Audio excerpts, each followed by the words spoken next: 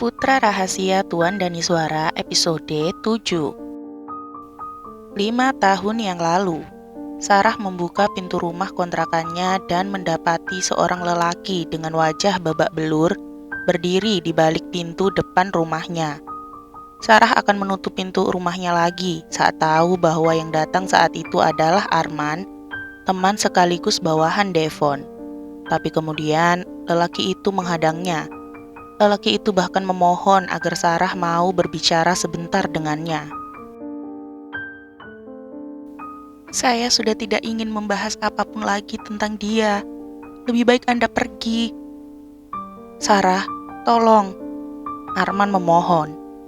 Kamu tidak lihat mukaku babak belur begini. Kalau kamu masih punya rasa kasihan denganku, tolong, izinkan aku masuk dan menyelesaikan masalah kita. Kita tidak pernah punya masalah apapun. Ya, karena masalah Sarah adalah dengan Devon, bukan dengan lelaki ini.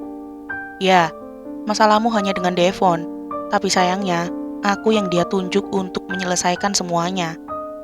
Bagiku semua sudah selesai. Sarah, tolong. Arman tampak memohon. Dan akhirnya, Sarah tak bisa berbuat banyak selain menghela napas panjang dan membiarkan Arman masuk untuk membicarakan apa yang ingin lelaki itu bicarakan. Arman bersyukur karena setelah apa yang sudah didapatkan oleh Sarah, wanita itu masih mau menerimanya. Keduanya berakhir di sebuah ruang tamu kecil di rumah kontrakan Sarah. Jadi, langsung saja, apa yang ingin Anda bicarakan? Tanya Sarah tanpa basa-basi lagi. Baginya, ia ingin segera menyelesaikan masalahnya dan hidup dengan tenang. Sarah, aku mau kamu jujur. Apa bayi itu benar-benar milik Devon? Sarah sebenarnya sakit karena masih ada orang yang mempertanyakan kebenaran yang ia sampaikan. Tapi ia tidak dapat berbuat banyak. Ia tahu siapa dirinya dan siapa diri Devon. Jika bukan, aku tidak akan merendahkan harga diriku untuk datang tadi malam hanya untuk mendapatkan hinaan dari kalian. Untuk hal itu, aku benar-benar minta maaf. Devon adalah orang yang baik, meski sikapnya sedikit angkuh. Sedikit, ya Tuhan, bahkan bagi Sarah, orang yang paling angkuh di dunia ini adalah ayah dari bayi yang dia kandung. Ini, Arman mengeluarkan sesuatu dari tas yang sejak tadi ia bawa. Itu adalah sebuah map di mana di dalamnya terdapat berkas-berkas untuk ditandatangani oleh Sarah. Apa itu? Sarah, sebelumnya aku akan menjelaskan dulu padamu. Arman tampak ragu. Devon tidak menginginkan bayi itu. Hati Sarah sakit, terasa diremas-remas, tapi ia memang sudah membayangkan hal ini terjadi. Dia ingin kamu menggugurkannya. Aku tidak akan pernah melakukan hal sekejam itu. Sarah menggeram dengan marah. Aku tahu, Arman berkata cepat. Karena itu aku memikirkan jalan tengahnya dan menyiapkan ini untukmu. Arman membuka map itu lalu menyodorkannya pada Sarah, agar Sarah membaca semua poinnya dengan seksama. Intinya adalah, jika kamu menandatangani surat ini, maka semua hal tentang kamu ataupun bayi itu kelak sudah lepas dari tanggung jawab Devon. Kamu setuju bahwa Devon mengingkari keberadaan bayi itu sebagai anaknya. Kamu setuju bahwa tidak akan pernah dengan sengaja bertemu dengannya dan membahas apapun tentang yang pernah terjadi di antara kalian. Kamu mau menandatanganinya kan? Rasanya sangat sakit. Lelaki itu benar-benar egois. Tapi Sarah tidak bisa menuntut lebih. Karena sejak awal, memang ia sudah memutuskan untuk tetap mempertahankan bayinya dengan atau tanpa persetujuan dari lelaki itu. Di mana aku harus bertanda tangan? Kamu gak mau baca dulu? Tidak perlu. Satu hal yang kuinginkan adalah lepas dari apapun tentang dia. Arman menganggukkan kepalanya. Baik, kamu bisa tanda tangan di sini. Arman menunjukkan tempatnya. Setelah ini, aku akan menyelesaikan transaksinya. Sarah menghentikan pergerakannya. Transaksi apa maksudmu? Devon tentu bukan orang jahat yang tidak memiliki kepedulian. Dia menyiapkan uang santunan untukmu dan bayimu. Sebenarnya, uang itu sebagai biaya untuk aborsi dan untukmu. Tapi karena kita sepakat tak ada aborsi, maka uang itu akan aku masukkan sebagai uang santunan untukmu dan anakmu. Tidak, aku tidak mau menerimanya. Sarah, tolong, jangan mempersulit. Jika kamu memaksa, maka aku tidak akan menandatanganinya. Aku bersumpah tak akan pernah menemuinya lagi. Jadi sumbangkan saja uang itu untuk orang yang lebih membutuhkan. Kamu berjanji?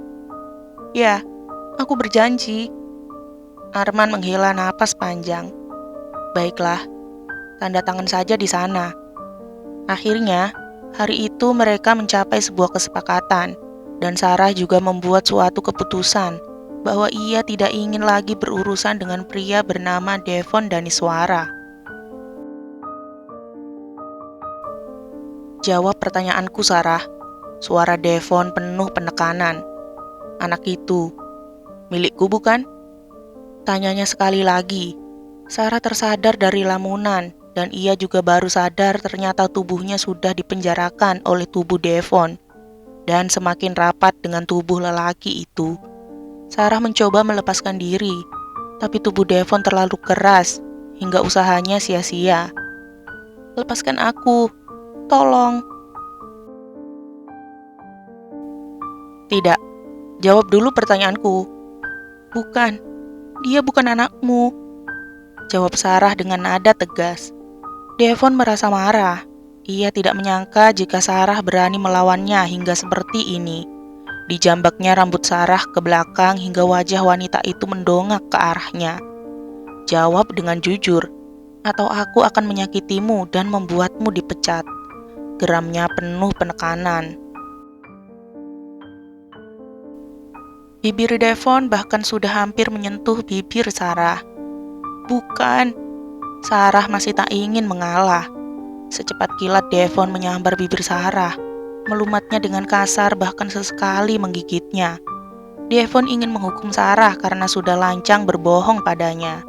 Sarah meronta, mendorong-dorong tubuh Devon, tapi tubuh lelaki itu kokoh seperti batu yang seakan sulit untuk disingkirkan.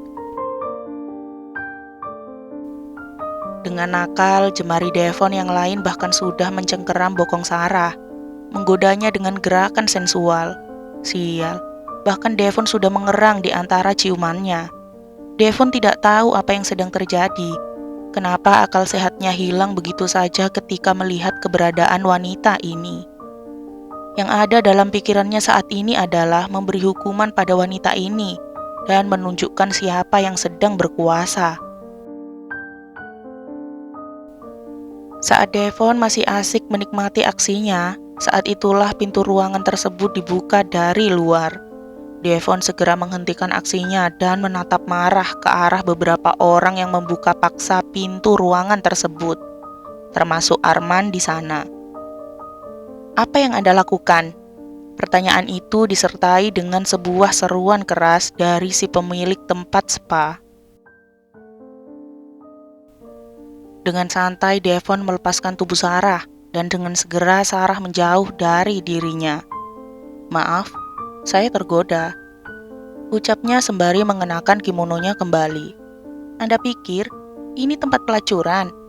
Si pemilik spa masih tampak marah. Devon mengangkat kedua bahunya. Jika bukan, Anda tidak akan memungut mantan pelacur untuk menjadi karyawan Anda. Ucap Devon sembari melirik tajam ke arah Sarah. Sarah hanya menunduk malu karena sudah dilecehkan hingga seperti ini. Setelah mengucapkan perkataan kurang ajarnya tersebut, Devon melenggang pergi. urus sisanya, ucapnya pada Arman saat melewati lelaki itu. Apa yang terjadi? Tanya Devon pada Arman sembari menyesap brandy di tangannya. Saat ini ia memang sudah kembali ke ruang kerjanya setelah saat-saat menegangkan dengan Sarah. Sialan, perempuan itu bagaimana mungkin bisa menggoda birahinya hanya dengan penampilannya yang lusuh dan menyedihkan. Sarah, dia diinterogasi oleh atasannya. Devon hanya mengangguk, tubuhnya masih membelakangi Arman, sedangkan matanya masih menatap jauh keluar jendela ruang kerjanya. Apa yang kamu lakukan? Dia bisa dikeluarkan dari tempat kerjanya. Akhirnya, Arman memberanikan diri mengutarakan apa yang ia pikirkan. Bagaimanapun juga, Devon sudah bertindak sangat jauh tadi. Aku tidak peduli. Dia membutuhkan pekerjaan itu untuk memenuhi kebutuhan anak kalian. Devon membalikkan tubuhnya seketika. Ia menatap Arman dengan tatapan tajam membunuhnya. Sepertinya kamu sangat perhatian dengannya. Bukan begitu. Aku hanya... Jangan terlalu ikut campur masalah pribadiku. Tugasmu hanya membereskan kekacauan ini. Ingat, semua ini terjadi karena kecerobohanmu yang tak becus menjalankan tugas. Arman tertunduk. Meski ia merasa kasihan dengan Sarah, tapi ia tidak bisa berbuat banyak. Devon seakan mengingatkan di mana posisinya. Devon kembali membelakangi Arman. Aku akan mengurus masalahku dengan Sarah, sedangkan kamu bisa mengurus masalah lainnya. Arman mengangkat wajahnya. Tentang apa? Anak itu. Aku menginginkannya, bagaimanapun caranya. Ucapnya penuh penekanan sebelum menyesap kembali brandinya. Ya, bagaimanapun caranya, ia harus mendapatkan anak itu. Selain karena surat wasiat sialan dari ayahnya, Devon juga memiliki alasan lain kenapa ia ingin memiliki anak itu. Bersambung, nantikan episode 8-nya ya. Jangan lupa like, komen, share, subscribe, dan nyalain loncengnya agar nggak ketinggalan upload cerita-cerita selanjutnya. Bye-bye.